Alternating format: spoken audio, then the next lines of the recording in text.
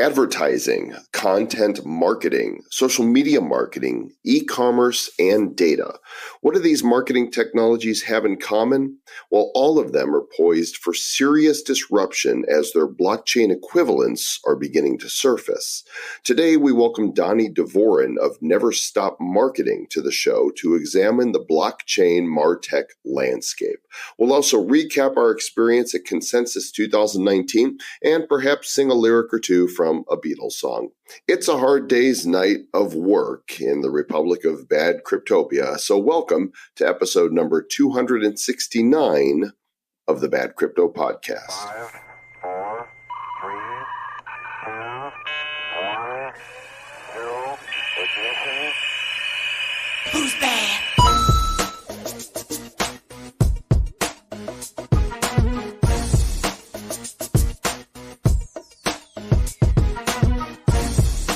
So did you say it was a hard day's night in the Republic of Bad Cryptopia? That's what I said. Hey, just let it be, man. Just let it be. This is episode number 269.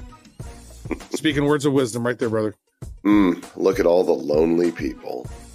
It's true. We're not lonely. Welcome. Hey, listen, you're not lonely because you got a ticket to ride. That's true. That's true. And you got Bad Crypto in your ear holes. And that's all you really need. It's the show for the crypto curious and crypto serious, and we are fresh off Consensus 2019 in New York City. Our first time. We are no longer Consensus Voyagers, Mr. Travis, right? That's true. That is true. That was a great time, Mr. Joel Calm. Not only did we run into some amazing people, we also ran into some amazing people. Yeah, and we've got words and things and thoughts to talk about. But first, let's give a shout out to our sponsor at BlueShare. The BlueShare security tokens, BSTs for those who like their acronyms, are the tokenized equity capital participation shares of the Interprom Mining AG. That's that Swiss-based consolidated company. They're among the first businesses in the world that offer traditional equity capital participation shares on the Ethereum blockchain. Okay, you got capital appreciation, you got dividends, you got your mobility, you got your security, and you got your liquidity. If you're a stakeholder, this is next gen stuff. We're glad they're our sponsor. And of course, you can go back a couple episodes and listen to the interview we did with one of their advisors if you want a deep dive on it. But just go to the website. Check it out at www.blueshare.io. Yeah, y'all. Good stuff. Mr. Joel Calm, one thing that's cool about today's interview is that it's with Donny Dvorin, who is with Never Stop Marketing. And we ran into the CEO of Never Stop Marketing, Jeremy Epstein, at the event, and we had some great conversation. And I tell you what, folks, if you are in advertising and you are in marketing or you manage any sort of advertising ads or ad spend, and maybe you do display ads or ads on YouTube or different ads in different places, mobile ads, that whole space is going to evolve and change mega over these next 12 months, 24 months. They already are. And Jeremy was telling us about some solutions and case studies with different advertising technologies built on blockchain that's just eliminating all of the ad fraud. And that's such a huge thing within advertising is that, you know, some of these ad networks, 20, 30, even 50%, in some cases on mobile ad networks, 100% of the clicks are fraud. And there was a big study by Tune, a mobile advertising network study that happened last year that talked about the majority of them. There's so many, over half of them, the clicks are completely fake. But with blockchain, it eliminates that, Mr. Joel Calm. Indeed, it does. And I located the episode we did with Jeremy Epstein. It was back on episode 51. So if you go to badco.in/051, that happened on November 18th, 2017, a good year and a half ago. And if you want to see the links for today's show, they're in the show notes at badco.in/269, and you can check that out. Since we're already talking this MarTech, why don't we get to the interview and then we can recap Consensus 2019 afterwards.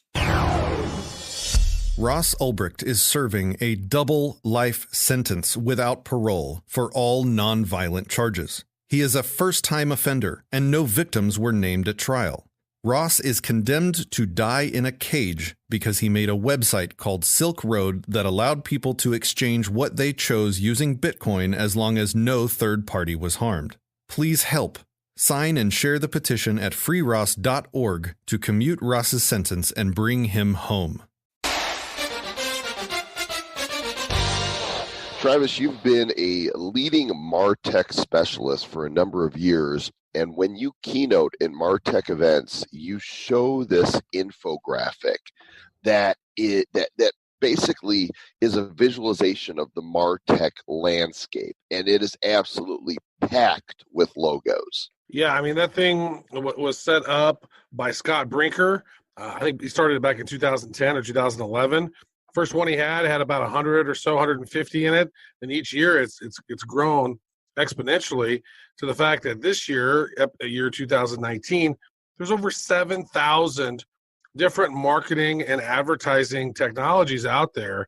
And if you're a marketing technologist, there's no way for you to know every single one of those. It's a big challenge. I mean, I think whenever I worked at Semantic for the Norton brand, and then whenever I started CCP Digital, I think I've seen maybe 12 to 1,500 demos of various different marketing technologies, and that's a lot. I don't know anybody who would know all of them, but now what's happening is a lot of these marketing technologies are moving over into the blockchain space, and that's exciting. There's a lot of companies popping up in here. Mm-hmm. We're about to see infographic disruption because there's a new infographic that we've discovered on neverstopmarketing.com that has been put out by Donny Dvorin, who is our guest today. He's an experienced ad tech sales manager and marketing consultant with 19 years of experience in both media and advertising. He's an SVP of sales at Acuity Ads and also the GM at Never Stop Marketing, where he leads research, webinars, podcasts, blockchain immersion days, works with Fortune 500 companies, and the dude knows the MarTech space, and probably nobody knows better in the blockchain world. So Donny, welcome to Bad Crypto. Joel and Travis, thank you for having me on today. Appreciate it. It's almost like deja vu, isn't it? Yes, it is. So this piece of data that I'm looking at right here on your website at Never Stop Marketing, I don't think that people realize just how fast and furious disruption is coming, because I already see how many icons, how many logos are on this graphic. So right now there are about 290. 2 years ago when we started this project, there were 22. A year ago, there were 88. And like I just said, now there's just under 300. There's a lot of stuff going on here. I mean, I think this is the third time you guys have updated it, I believe. That's correct. Yep. Yeah, I remember seeing Jeremy's presentation in 2017 when there was maybe a handful on there. And you could easily predict it and say more and more companies are going to be popping into these spots. And now there's people in every one of them. So there are, it looks like 7 main areas here on the marketing technology landscape. There's programmatic advertising, decentralized advertising, content marketing tools, social marketing tools, e-commerce type tools, data tools, and management platforms. And it's really exciting to see. So of these tools that are listed here on the landscape, how many of them are fully baked and ready to go, would you say? So that's an interesting question. We're actually writing an article right now for the programmatic advertising space. There's about 7 to 10 companies right now that marketers can use that are fully baked. When you look across the spectrum at data, there's a few more there. But overall, there is a lot of work in progress across the board. All this talk of being fully baked makes me want a donut or something like that. You guys are making me hungry. You know, the ones that really interest me the most are the ones that relate to my background in content marketing, in e-commerce, and social marketing. And I just want to get right to the elephant in the living room, because the elephant's name is Mark Zuckerberg. Right.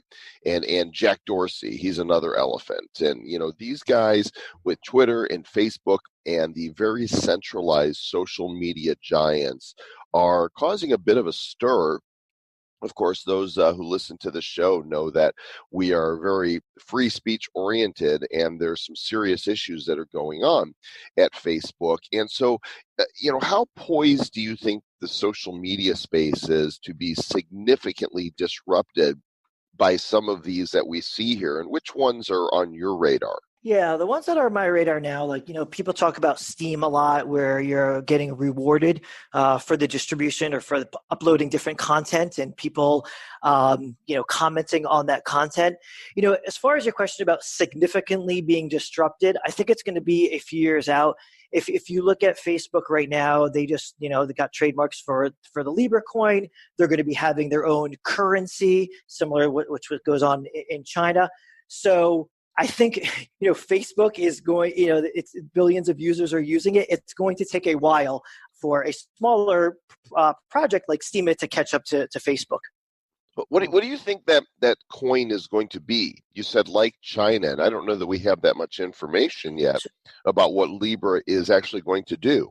So I think that at first it's going to be a cryptocurrency in the sense that you can exchange monetary value. So if I am looking at, or if I want to, just buy something, I could use that coin. But where we're going is, there's a project called Kin and Kick. And what you're able to do with the Kin token is buy different things. You want to buy an emoji, or you want to tip a game developer, you're able to do that right in the app. So imagine Facebook, you're using Facebook Messenger, you want to buy something in there, and you'll be able to use what they're potentially calling the Libra coin to do that. So I think that that's where it's going to start. Now, it's to be seen if it's going to be just like Brave, or with Brave, you're rewarded as a consumer when you see different advertising, and also they protect your privacy. So we all know that Facebook has a lot of issues with privacy, and Mark Zuckerberg has talked about that and is trying to fix that. But it's to be seen if you're going to get rewarded in some type of cryptocurrency when you view an ad like you do in Brave. Yeah, it's an interesting time. I mean, I think you said that too, Mr. Joel Comm, that Mark Zuckerberg is the elephant in the room. Is that what you said? Yes. Yeah, he's Dumbo, only he can't fly. That reminds me of a joke that my brother, he's mentally handicapped. This is one of his favorite jokes of all time. He goes, "What do you get when you cross an elephant and a rhinoceros?" What Elephino. So yes, that's a good joke. He likes that joke. His other one. This is one of his two jokes he has. And so I want to actually talk about some programmatic advertising type stuff and decentralized ads, because there's a whole lot of fraud that happens in advertising, right? And I know Tune did a big case study about all these mobile advertising platforms, and the vast majority of them was just rife with fraud. I mean, some of them 100% fraud, right? A lot of them, at least some percentage of fraud. Of all of them that they had checked out, only 4 of them had zero fraud out of like 80, or maybe more. I don't even remember exactly how many, but it was Tune mobile ad fraud report. You can find it online. Crazy to me to know that so much fraud is happening. It's me, blockchain and programmatic advertising and decentralized advertising seems to be a match made in heaven. Now, we had ran into your cohort there, Jeremy Epstein at Consensus, and he was telling us about a really interesting one that was happening with Lucidity and the case study that's going on with that. So you want to maybe talk about that, because I think that this right here shows how powerful blockchain advertising platforms are compared to the traditional ad agency platforms and what they use, because of the business result that ended up happening at the end of it. Is that something you guys can maybe talk about? Yeah, absolutely. So the latest reports are showing that there's about $19 billion a year in fraud across programmatic advertising or digital advertising in general. And so there's obviously a trust problem between consumers, publishers, advertisers, where there's almost like a leaky part of the boat where there's money going out to fraudsters. So one of the main issues in our area is domain spoofing. So you may be having a site that looks like the New York Times, but it could be a Russian ring that actually put up a site that looks just like the New York Times, but it's actually not. And so when the ads show up there, the money will go to that Russian ring. And I'm saying because that's actually one that's called MethBot, and they actually did that. And so, you mentioned Lucidity is a great example. And so what you're able to do is you're able to have a shared ledger. So the blockchain allows you to see all the impressions, all the clicks, and follow the ads through the programmatic supply chain. So you can see where potentially there are fake clicks that are not going to the right places. You have the ability to remove middlemen if there are middlemen that you haven't seen. And there's a bunch of companies doing this on the landscape. So Amino is another example of that. they're tracking the money that goes through the supply chain down to the impression level, so you can see where all your money is flowing through. Another example in the fraud area is Rebel AI. So they're able to cryptographically seal creative. And so the only other company that would open up that creative is the publisher on the other end from the advertiser with a public and private key set. So there's a bunch of different ways where we can eliminate fraud. We mentioned the Brave browser, and that is something that both Travis and I are enjoying. And I've actually imported all my bookmarks from Chrome. I really want to get away from Google, because with Google and the other social giants, we are the product, right? We're what's being sold, and our privacy, our data, our information. But with these decentralized apps such as Brave, this is a privacy browser, right? And they claim that they're going to reward people for the ads they see if they choose to see them with this basic attention token. Can you explain a little bit how that works? Absolutely, yeah. So right now, when you're using Facebook, when you're using Google, they're not protecting your privacy. So, Google is a good example. Whenever you're doing a search, they see all those different results and can target you. And they have something called the Google Display Network that uses a lot of your searches online and your navigation to track you. So Brave, on the flip side, is not doing that type of tracking. There are no third-party trackers on your browser when you're using that. They're not using cookies to follow you across the web, but they do see some of your navigation when you're on their browser. So what they're doing is when you see an ad, and right now it's notifications that come up. So like when you would see a calendar invite, that's the way the ads look right now. And when you view those ads, you're rewarded with the basic attention token. So that's Brave's cryptocurrency. And so I, as a user, can get 70% of the advertising dollars. So if Pepsi comes in and they're spending $1 million with ads through the Brave browser, $700,000 will go back to me as a consumer. And so they're basically, they're using Ethereum. They're mini smart contracts that when I see an ad, I get rewarded with Brave. And again, like you just said, it protects my privacy, and they're not reselling that data to another third party. I'm looking at your blockchain marketing technology landscape, and it said, I guess this is actually sponsored by Brave.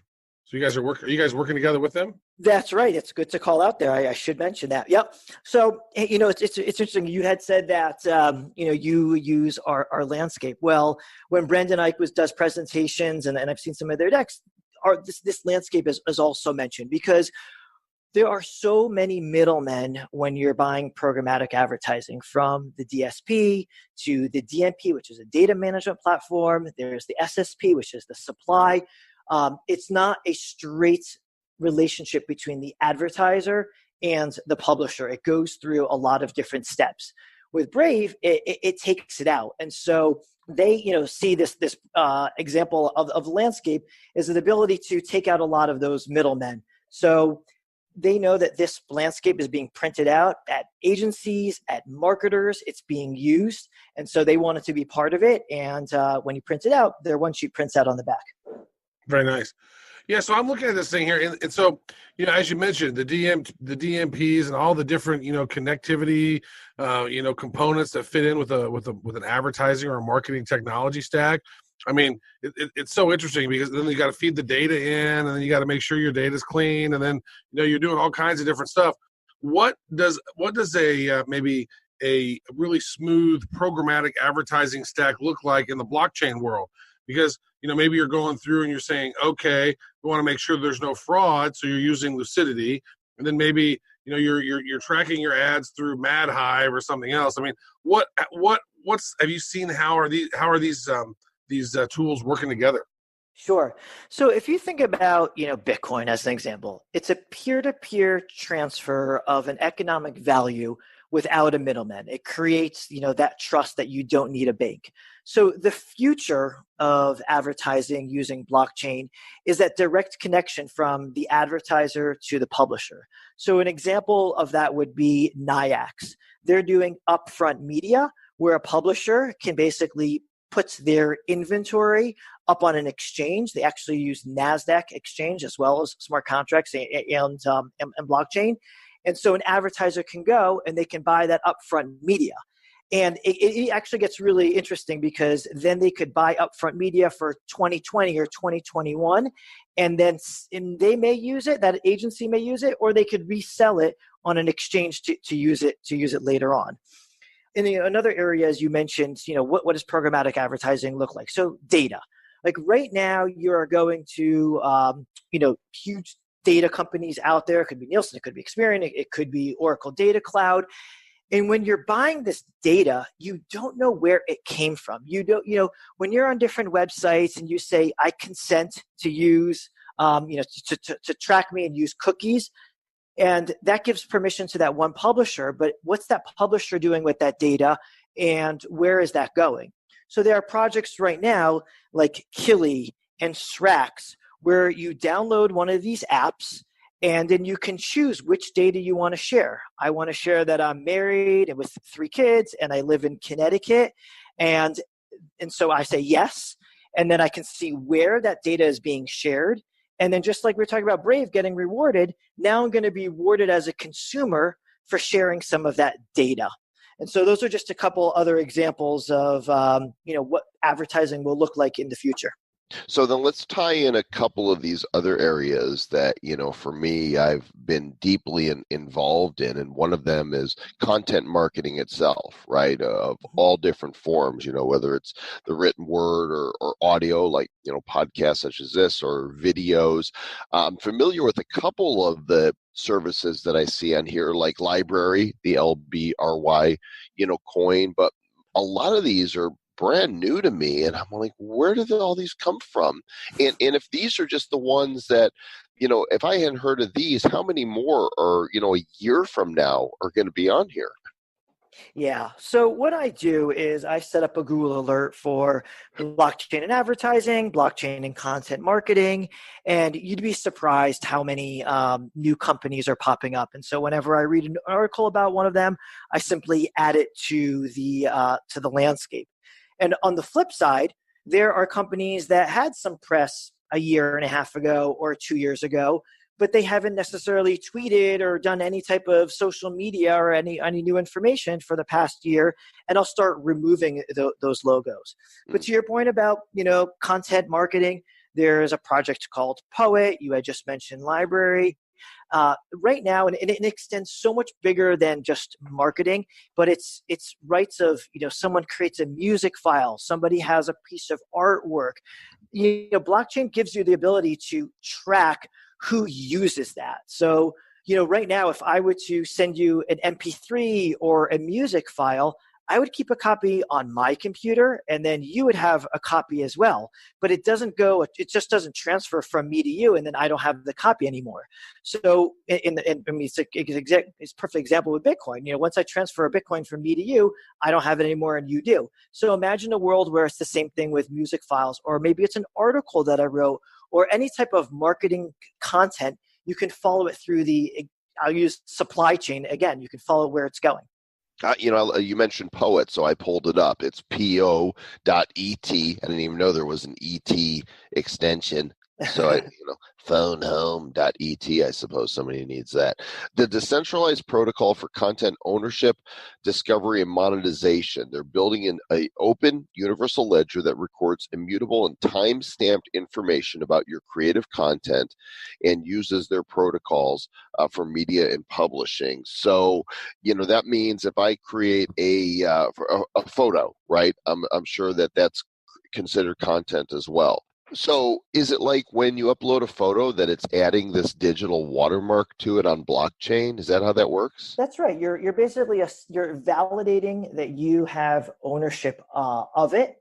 And so when it goes to other sources, you'll see that you were the original owner and that someone didn't copy that, whatever it was, that content.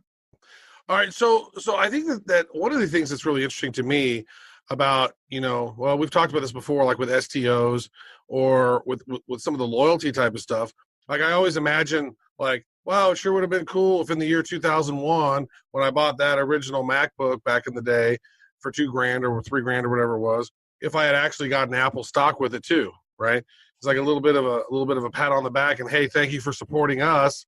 Not only do you get our product, but here you get a little bit of some. So if our company increases in value, you get some of that value instead of us having $100 billion sitting in the bank account, right? And thank you. So what are we looking at moving forward? Because I know I've heard of some sports teams doing some really cool stuff around loyalty. Like, maybe you join us on this, or you tweet us this, or you come to our game here, or you do this, or you buy this, and you're earning points. And then maybe you can do a video call with one of the stud players on the team or something. And so there's some cool stuff that I've seen. What are some things that you've seen when it comes to loyalty and brands and blockchain? Yeah. So one of the issues is, like, we think about airline, like I may fly United, but I only fly them once and I get, 8,000 miles, but I'm really a Delta person. Well, what do I do with those 8,000 miles? And then they want me to force me to buy a magazine or something. And I don't want a magazine delivered to my house. Right. And so imagine a world where you have some loyalty points and you can exchange them to something that you actually want to buy. So a good example of this, and we'll go back to Brave just for example, just for a second. So with Brave, you're collecting all these basic attention tokens. They have a relationship with Tap. Now, Tap has access to 250,000 retailers. And when you're using those retailers, you're getting Tap coins.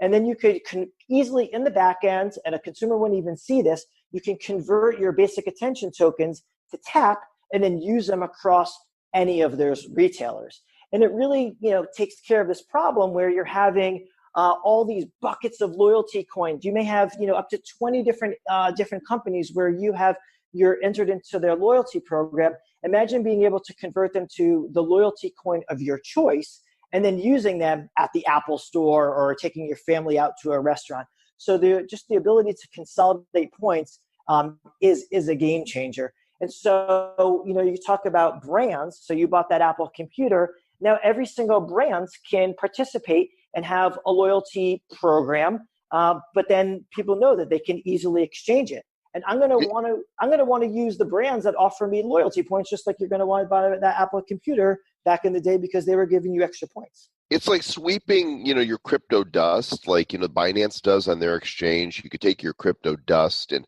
turn it into BNB coin. I've got so many loyalty programs I've been a part of that, I don't have enough points to turn it into something on that platform. In fact, Travis, I think we interviewed more than a year ago. I think it was Gatcoin was one of the ones that was coming up with a way to sweep loyalty points together into one app, so you can swap out your unwanted, points for something that you did want. So, are you familiar with that one as well, Donny? Oh yeah, that was the Global Awards token. Right. I have to add that to my sheet. See, there's one that we just discovered. They are. I'm not sure if they made it or not. I know they did a pretty significant ICO, but I'm not sure if So my apologies to GAT if you guys are doing well. I'm not aware of where they are now, but their website looks great. There you go. Well, that if you've got a website in crypto, clearly you're legit. So, and Travis, I even saw today that BitConnect.io is going to be launching their second, version here pretty soon, and they've got a website. Gosh. So it must. I'm so excited about it. It must be real. Let's talk about one other piece of blockchain martech here, Donny, before we call it a day, and that is predictive markets. I ran across a project very early on in my crypto journey. It was still in its infancy, called Gnosis, as spelled GNOSIS. .io is the website. And it's all about using their platform for customized forecasting applications. And they even came up with a new asset class, the conditional token. So what is this all about, and how can this transform and disrupt predictive markets? Yeah, so there's like three bigger projects in the space. You mentioned Gnosis, the other one's Augur, the other one's Endor. And what you have the ability to do is pose a question. So who will win the next election? And then people can put their money where their mouth is. They can actually use cryptocurrency to say, I think, the answer is A versus B. So from a marketing perspective, you're about to launch a new product. Let's say you're Ben & Jerry's and you want to do a new flavor of ice cream or whatever it is. Imagine being able to put it out to consumers and have them vote. And then the ones, you're not just voting with your hands, you're actually voting where you're putting your money where your mouth is. And this actually creates, a prediction market. So it really changes, market research in this area. And I think that we're just at the very beginning of seeing other applications across the board. I would love to see how polling organizations, especially those that then put out news, right, to the mainstream media, would change how they poll if they knew that they would get paid or not paid based on the accuracy rather than based on, the entertainment value or putting out what they want to say. That could help eliminate fake news if there was actually real reward for accuracy in polling. That's right. Well, Joel, I don't know. There's a 98.4% that Hillary's going to win the election, Joel. That's not true. They literally said that up until the point of the election. That's how bad polling is. So I love the idea of actually having polling on the blockchain that can't be manipulated. But I really want voting on the blockchain. That's what we really need. Yeah, can you fix that, Donny? I mean, we know we have the tools out there, but if you could just make that happen, that'd be great. Yeah, make that happen for 2020. That'd be good. Well, I've seen some really interesting ones as far as voting, where you don't just vote for one person. Where, let's say, the presidential election, that there's 5 people running across different parties, and everybody would have, like, let's call it 100 tokens, and you could say, you know what, I'm going to put 50 here, 30 here, 20 here, and 10 there. If that adds up to 100. And that's actually like almost a fairer way to do it. You're not just putting it all on one. And there was a podcast, another one that I listened to, I think it was like Laura Shin Unchained, and she had somebody who had done that model, and the results are actually very different. And, they had data to back up that's a little fairer way to do it too. It's called ranked voting. It describes certain voting systems in which the voters rank outcomes in a hierarchy. So, like, say, for example, like whenever I voted in 2016, I voted for Gary Johnson. All my votes for him. So if Gary Johnson doesn't win, then they say, okay, well, who was your number 2 pick? And then, then your votes would go to the number 2 pick. If that person, is still in it, then your vote goes there. If not, then the vote would move down to your 3rd pick. And then it would get all the way down to the bottom where I would have had Hillary.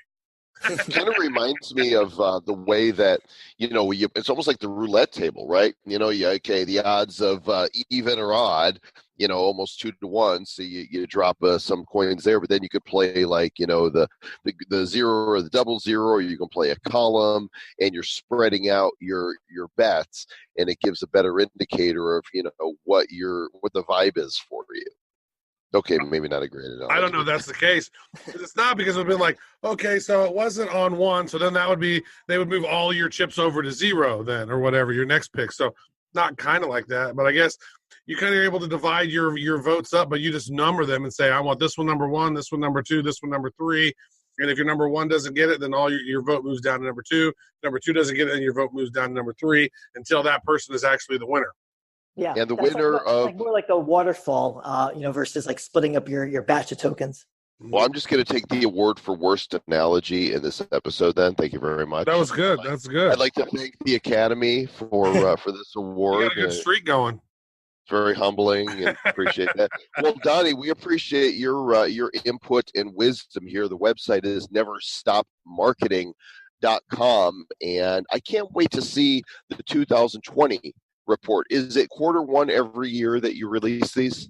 So the next one will be, we're aiming for August 15th, also my birthday. So you'll see it later this summer. We do it every 6 months, and I've been keeping track of it. And so, we're excited to launch that. Happy birthday in August. Thanks. My birthday was just a couple days ago. Happy birthday to you. I am really old now, but not as old as Mr. Joel Comm. No, my birthday was a few weeks before that. So, that's true. And somebody out there, you're listening right now, it's your birthday today. Happy birthday. Happy birthday. You know what, Mr. Joel Comm, for both of us being Tauruses, we get along pretty well. Yeah, we're both full of bull. That's true. There's that.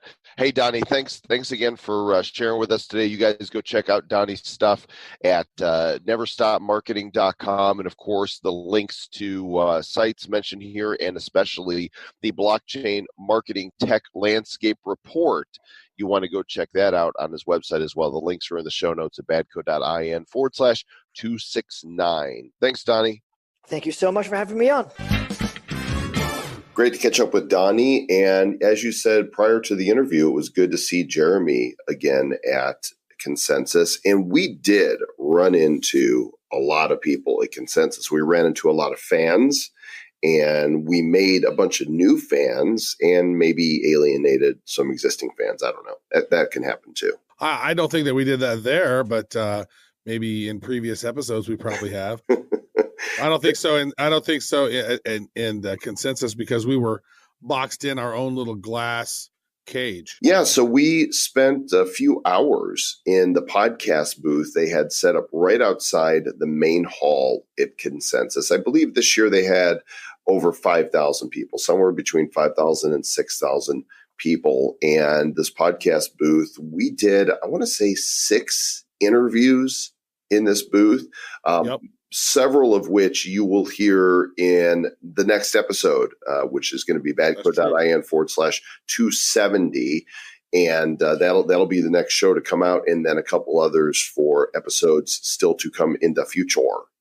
And, we actually had some great conversations, Mr. Joel Comm. I mean, I think that all the people that we interviewed were really fascinating. And I think that our audience, whenever they listen to ARC, when we go over that one, I don't know that episode that's going to be in, but that was fascinating. That was this interesting ecosystem that we had never heard of before, which was I'm super hot about ARC as well. I dig it. There's a lot of great content coming your way. And I think, Travis, it was really fortunate. This year, the crypto bump happened while Consensus was going on. In fact, we saw Bitcoin rise to what, 8,400?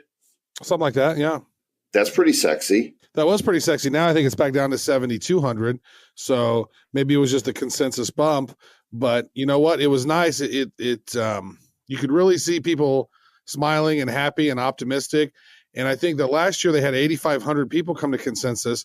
This year there was about 6,000 people. So apparently, listening to people from last year and this year, there's a lot more elbow room, a lot more, a lot more space to navigate. However, it seemed as if there were a lot more suits and more business people there wanting to get business done, and less people with T-shirts and Lambos who were just, riding the price of Bitcoin. Because what we've seen happen over this last year is a lot of people building pretty amazing things and to put their heads down and working on delivering what they had promised during their ICO or during their fundraise. And a lot of projects now are starting to deliver. Some of them are falling off the wayside, right? That's just the nature of startups. Doesn't mean they were a scam or they had ill intentions. It just means the nature of startups is that, 1 out of 10 succeed and 9 out of 10 fail is pretty much the numbers. But we're starting to see more and more companies delivering on their blockchain promises now. Well, let's go ahead and timestamp this. It is Saturday evening when we are recording this episode for Sunday release, 7 o'clock on the East Coast. The crypto market cap just at around 229 billion. Bitcoin 72.71. Ethereum, which hit as high as, I want to say, 260 at 235, went on a great run. Ripple finally came alive. It's at 37 cents now, but I think it went as high as 43. EOS hit about 650. It's at 590 right now. Litecoin was back over 100. It's at 87. The Binance coin is still in the green, $28 right now. And Stellar got up to, I think, 14 cents, and it's in around 13 right now. So initially, Bitcoin was the one taking the run, and then the alts started following suit. I mean, we were talking about, oh my gosh, is it going to break 200 billion? And Mr. Joe Comp, now it's 230 billion. I mean, that's after the pullback. Yeah, and that's after the pullback with Bitcoin sitting at 7,300-ish, right? So that's a good sign.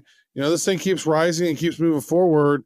We're going to actually get back up to the price of where the crypto market was in Thanksgiving 2017 when it was, 250 billion. So that's great. And I also got my voice back. Which, yeah, when you guys hear the interviews that Travis and I did, his voice definitely got trashed later on in the event. It's because you're so loud, Miss Travis, right? Well, it's not only that. It's like we're in loud environments, too, and talking to people. And, most days I don't spend my whole day talking and talking and talking. When you go to these events, by day 3 of talking, and then the loud nights and the drinking and the talking loud over the music, and just by day 3, normally the time of these events, my voice starts getting a little torched. We're going to need to insure your voice. All in all, Consensus was a great event. We've got a lot of follow-up to do, Mr. Travis Wright, and you guys can watch for our initial interviews in the next episode, BCP number 270. But guess who's back in the news? John McAfee? That's right. It's time once again for our John McAfee Tweet of the Week. What is that rascal up to now? Well, this just took place on May 16th, 12:59 p.m. on the Twitters. And on my birthday. That's right. Hey, by the way, happy birthday, Mr. Travis Wright. Thank you. I had a birthday. You're older now. I am. That's Maybe true. wiser. None of this wiser stuff, though. None of that wiser stuff. You're Budweiser. That's true. Or smoking buds make you wiser. Actually, I had a chance to go to the Kansas City Royals game with my sister, who's actually a doctor who lives in Houston. She was up in the area because fortunately we had my dad's funeral this weekend, actually yesterday. Luckily not on my birthday, which is good. Yeah.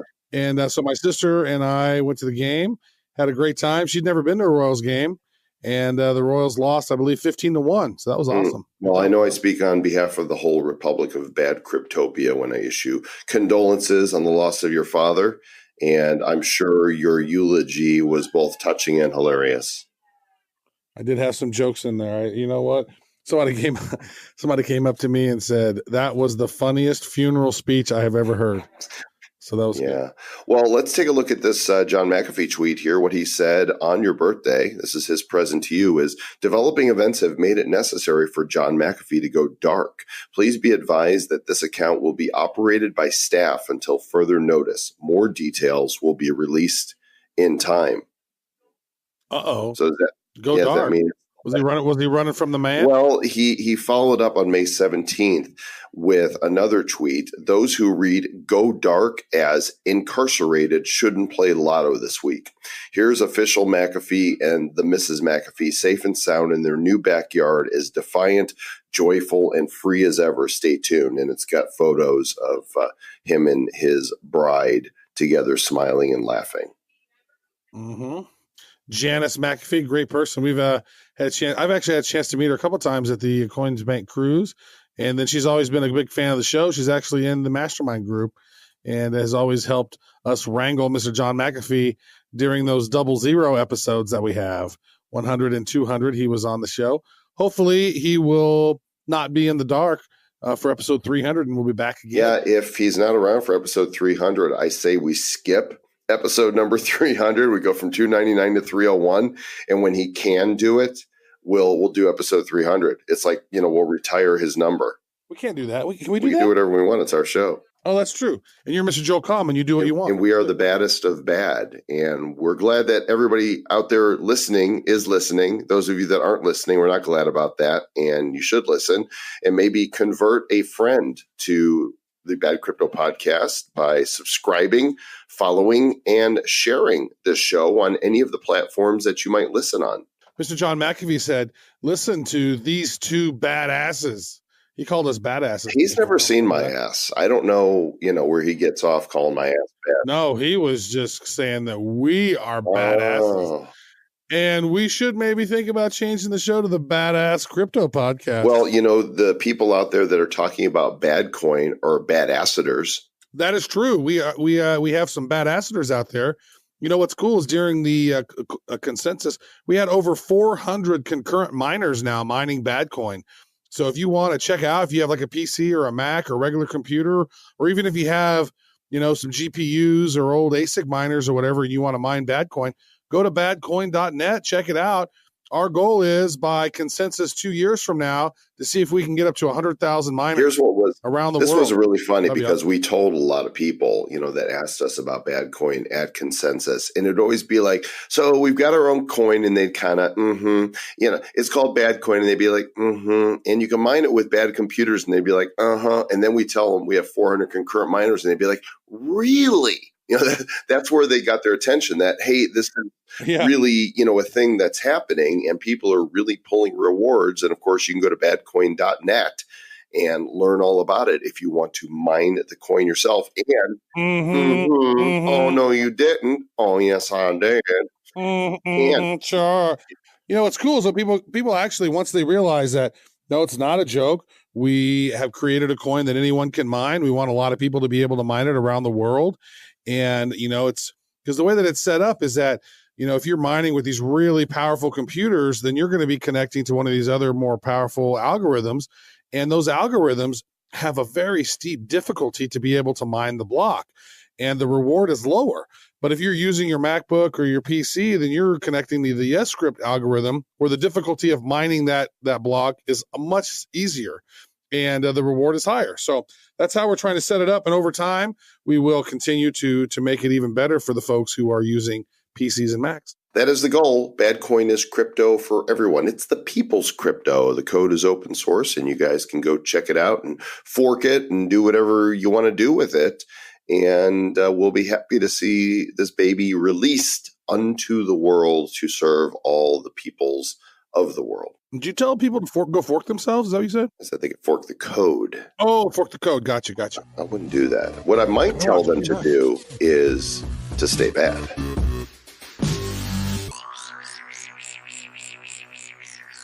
Who's bad? The Bad Crypto Podcast is a production of Bad Crypto LLC. The content of the show, the videos, and the website is provided for educational, informational, and entertainment purposes only. It's not intended to be and does not constitute financial, investment, or trading advice of any kind. You shouldn't make any decisions as to finances, investing, trading, or anything else based on this information without undertaking independent due diligence and consultation with a professional financial advisor. Please understand that the trading of Bitcoins and alternative cryptocurrencies have potential risks involved. Anyone wishing to invest in any of the currencies or tokens mentioned on this podcast should first seek their own independent professional financial advisor. In the age of digital disruption, businesses need leaders with a vision, agility, and know-how to create a positive trajectory toward the future. That's why Drexel LeBeau's MBA and specialized MS programs combine their signature employer-driven philosophy of experiential learning with customizable graduate minors available across Drexel University. LeBeau's MBA and MS programs transform students into professionals, well prepared to become the next generation of leaders. Visit LeBeaugrad.com to learn more.